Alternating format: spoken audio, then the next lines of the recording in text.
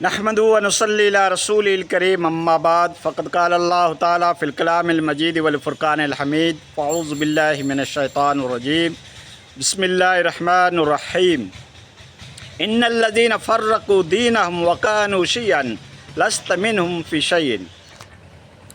دوستو بنا لیے نا آپ نے فرقے، کھڑا ہو گیا نا فرقوں کا امپائرلزم، جو دوا کی جو مرض تو بڑھتا ہی گیا، جو اتحاد امت کے اوپر کوششیں کی ہمارے علماء دین نے، ہمارے بزرگان دین نے، جن کے دلوں کے اندر امت کی تڑپ تھی، امت کی لگن تھی، امت کی فکر تھی، امت کی چوائس تھی، انہوں نے اس امت کو متحد کرنے کی خوب کوششیں کی۔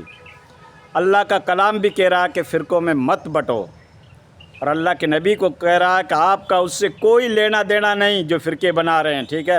اور نبی کی احادیث مبارکہ موجود ہے کہ میری قوم 73 فرقوں میں بٹے گی، اس میں صرف ایک جماعت حق کے اوپر ہوگی۔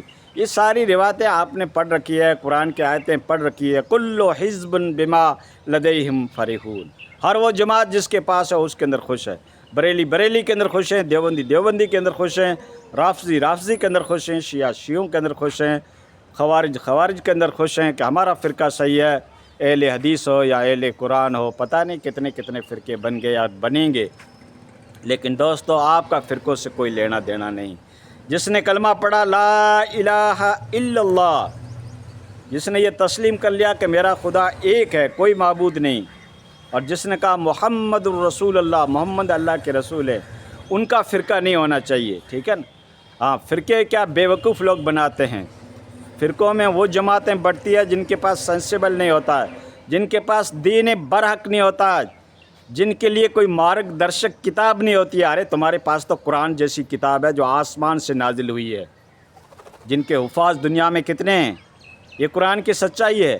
لیکن جب یہ قوم فرقوں میں بٹی تب اس کا اتحاد ٹوٹا، سنگٹھن ٹوٹا، اس کے حوصلے ٹوٹے، ان کے عزائم ٹوٹے، ان کے موقف ٹوٹے، ان کا ٹارگٹ ٹوٹا، ان کا گول اور ہدف ٹوٹا، تب اغیار تمہارے اوپر غالب آ رہے ہیں۔ اب تم خود کہہ رہے ہو کہ یہ سپر طاقتیں ہیں، تم نے اپنے بچوں کو سائنس کیوں نہیں سکھائی، تم نے اپنے بچوں کو ٹیکنالوجی کیوں نہیں سکھائی، تم نے دنیا کے فیلڈ کے اندر کامیابی کو اچیو کیوں نہیں کیا؟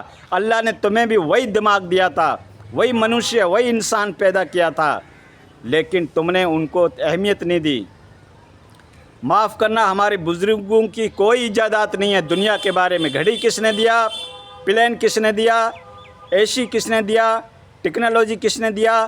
مشینری کس نے دیا؟ جس کو آپ کی قوم یوز کر رہی ہے، ٹھیک ہے نا، اور پانی پی کے ان کو لعن و طعن بھی کر رہی ہے، گالیاں بھی بک رہی ہے، لیکن ان کی اشیاء کو، ایک چیز کو، لگژری گاڑی کو ہمارے اکابرین استعمال کر رہے ہیں، گھڑیاں ہمارے اکابرین پہن رہے ہیں، پلنوں میں سفر ہمارے اکابرین کر رہے ہیں، اور عیشی کے اندر استراحت جو ہے وہ ہمارے اکابرین کر رہے ہیں، ہمارے علماء کر رہے ہیں۔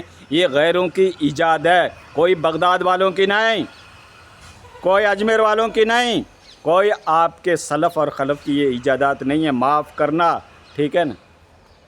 تو دوستو یہ کڑوے الفاظ ضرور ہیں۔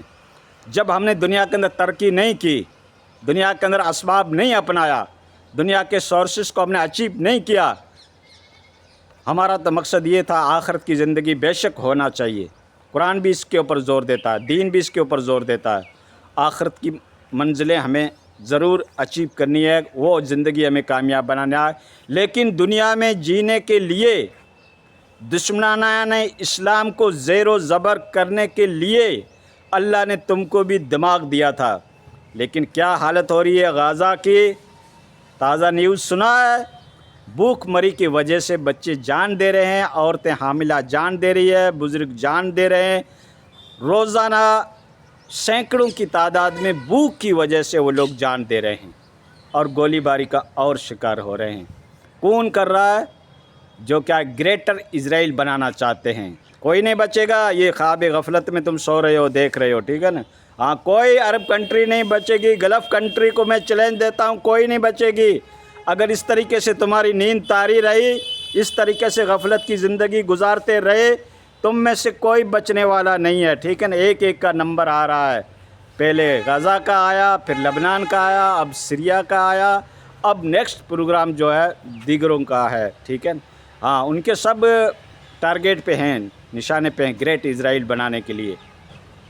اور تمہیں شرم نہیں آتی؟ تمہارے بچے تو مرغ و مسلم کھا رہے ہیں اور ان کے بچے گھاس کھانے کے اوپر مجبور ہیں۔ لیکن شرم اس کو آئے گی جس کے اندر دین برحق ہو، جس کے اندر جید علماء ہو۔ جو سچ بولتا ہے اس کو جیلوں میں بند کر دیتے ہیں، ان کے اوپر کیس بن جاتے ہیں۔ بس غلامی کے پٹا ان کو ایسا باندھ دیا ہے اور ایسے اس کو نشے میں ڈال دیا ہے، عیش و عشرت کے نشے کے اندر، کہ ان کی غفلت کی نیند کبھی بھی کھلنے والی نہیں ہے۔ بہت دیر کر دی میرے مسیحا، بیمار محبت کی دوا لاتے لاتے۔ جب آنکھ کھلے گی تب تک بہت ہو چکا ہوگا۔ اب کچھ اویئرنیس آ رہی ہے تو اب کیا فائدہ؟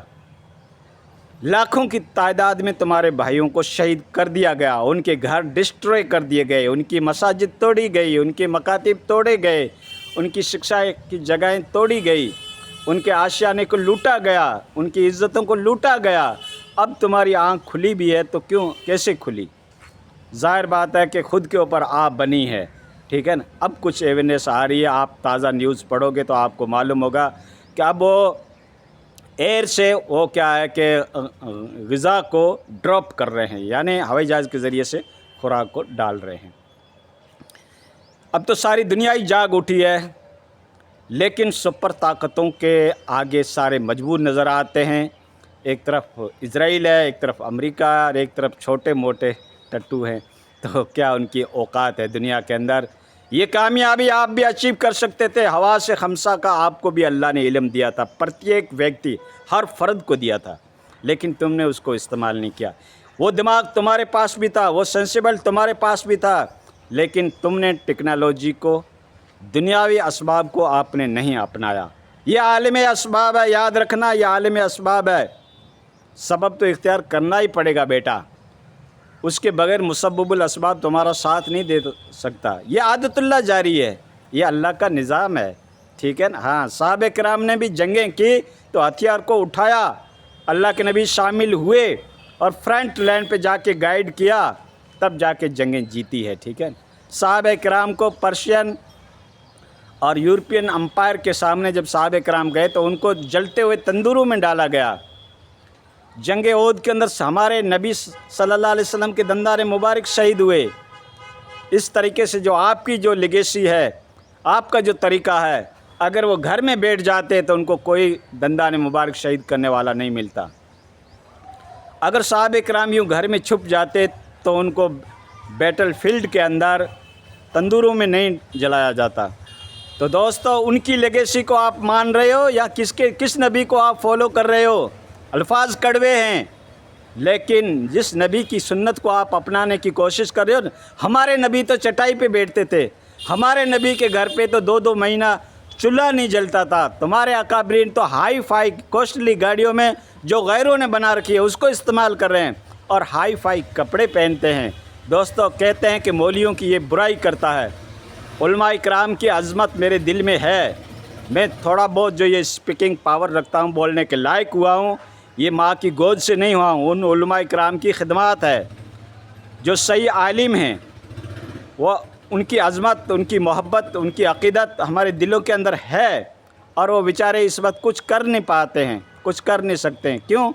کہ انہوں نے قوم کو جاگرت نہیں کیا کہ تم بھی ٹیکنالوجی سیکھو، تم بھی دنیا کے فیلڈ جو ہیں ان کے اندر کامیابی کو اچیو کرو۔ ان عالموں کا فرض تھا، وقت کی نزاکت کو پہچانتے، حالات کی باریکیوں کے اوپر ان کی نگاہ ہوتی، کیونکہ وہ قوم کو ریپریزنٹیو کرتے ہیں، قوم کو گائیڈ کرتے ہیں۔ تو ان کا بھی فرض تھا قوم کے اندر کچھ اویئرنیس لانے کا، جاگرتی پیدا کرنے کا، ان کا بھی فرض تھا۔ خود کا پیٹ تو کہتے ہیں گدھے بھی بھر لیتے ہیں۔ تو دوستو، میں یہ الفاظ اپنے اکابرین کے بارے میں تو نہیں کہنا چاہتا ہوں، واقعی وہ نیک شخصیات ہیں، اور اللہ ان کی عمر کو دراز کرے۔ جو جید عالم ہیں، جو نیک عالم ہیں، اللہ تعالیٰ ان کی عمر میں برکت دے۔ مدارس جو ہوتے ہیں دین کے قلعے ہوتے ہیں، عالم جو ہوتے ہیں وہ صحیح ہمارے لیے مارگ درشک ہیں، ہمارے رہنما ہیں، ہمارے اکابرین ہیں، ہمیں ان کی رسپیکٹ کرنی چاہیے۔ لیکن دوستو، دنیا کے حالات اور واقعات کو دیکھتا ہوں، یہ تفرقہ بازی دیکھتا ہوں، ایک نے اگر قادیانی کے گھر پہ جنم لیا تو اس کو ختم نبوت کبھی سمجھ میں نہیں آئے گی. ایک نے اگر بریلیت کے گھر پہ جنم لیا تو کبھی بھی وہ مزارات کے اوپر انکار نہیں کریں گے. تو اس طریقے سے ہر فرقے کو دیکھ لو، کل حزب بما لدیہم فرحون. تو دوستو یہ فرقہ پرستی کو بند کرو، کلوز دا ڈور، اور اپنے اندر اویئرنیس لاؤ، قوم کو متحد کرو، ایک پلیٹ فارم پہ کرو. کم سے کم کلمے کی نسبت کے اوپر تو ایک ہو جاؤ. جہاں پہ کسی مسلم بھائی کے اوپر ظلم ہو رہا ہے اس کی آواز کو تو ہائی لائٹ کرو. اللہ ہم سب کو توفیق دے.